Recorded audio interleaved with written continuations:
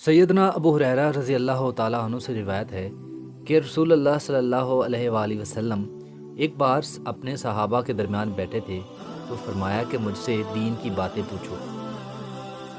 तो लोग पूछने में हिचकिचाहट महसूस कर रहे थे क्योंकि उन पर आप सल्लल्लाहु अलैहि वसल्लम का रोब छा गया था।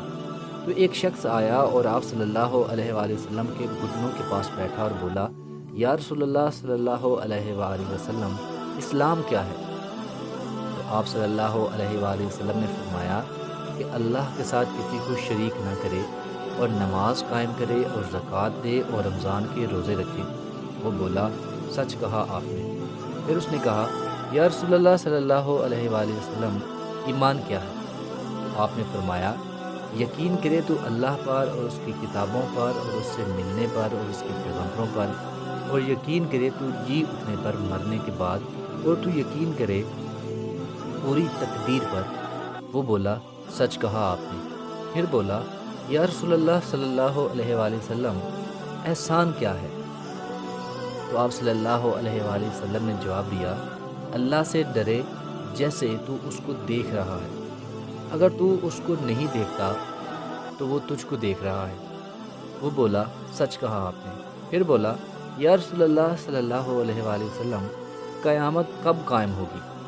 तो आप सल्लल्लाहु अलैहि वसल्लम ने फरमाया, जिससे पूछता है वो पूछने वाले से ज़्यादा नहीं जानता।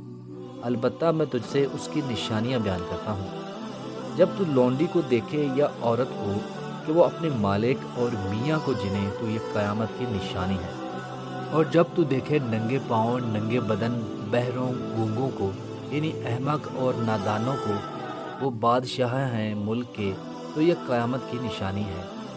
और जब तू देखे बकरियां चराने वालों को कि बड़ी बड़ी इमारतें बना रहे हैं, तो ये क़यामत की निशानी है।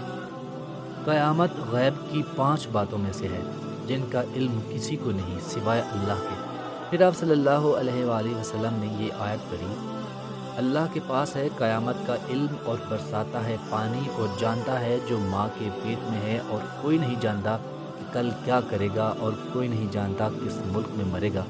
फिर वो शख्स खड़ा हुआ और चला गया। रसूलुल्लाह सल्लल्लाहु अलैहि वसल्लम ने फरमाया, उसको मेरे पास बुलाओ। लोगों ने जब उसे ढूंढा तो उसे कहीं ना पाया। तो आप सल्लल्लाहु अलैहि वसल्लम ने फरमाया कि ये जबरील अलैहिस्सलाम थे। उन्होंने चाहा कि तुमको इल्म हो जाए जब तुमने ना पूछा, यानी तुमने सवाल ना किया। तो जबरील अलैहिस्सलाम आदमी के भेस में आए और ज़रूरी बातें पूछ कर गए ताकि तुमको इल्म हो जाए।